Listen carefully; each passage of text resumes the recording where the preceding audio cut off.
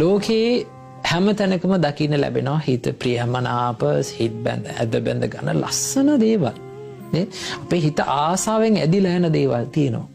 සමහර දේවල් තියෙනවා ඔය ආසාව නිසා පස්සේ දුක් විඳිනවා. හිතන්න මෙහෙම කෙනෙක් වැරදි කාම සේවනය කරනවා. තේරුණාද? වැරදි කාම සේවනය කරනවා කියන්නේ තමන්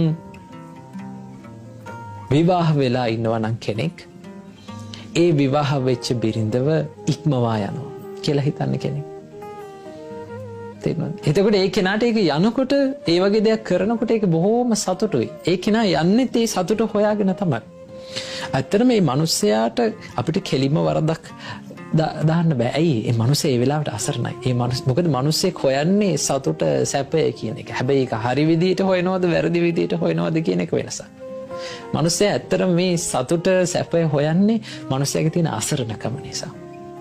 මිනිස්සයාගේ ජීවිතේ අපේ ජීවිතවල තියෙනවා පින්වතුනි යම්කිසි රික්තයක්. අපේ සතුටේ හැම වෙලාවෙම තියෙන රික්තයක්. ඒ රික්තේ පුරවන්නයි අපි මේ උත්සාහ කරන්නේ. හිතන්නකෝ ඔබේ ජීවිතේ ඔබ තවත් සතුට වෙන්න කැමති නැද්ද? කැමතිනේ. තවත් මේ ජීවිතේ සතුට තව ටිකක් පුරව ගන්න නේද? තව දේවල් ටිකක් එකතු කරගන්න, තව සැප විඳින්න කැමති නැද්ද?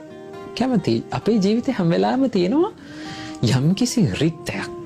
ඒ කියන්නේ යම්කිසි හිස් බවක් තියෙනවා. ඒ හිස්තන පුරවන්න අපි හදන මුළු ජීවිතේම අපි කරන්නේ ඔය හිස්තන පුරවන්න උත්සාහ කරන එක. නේද?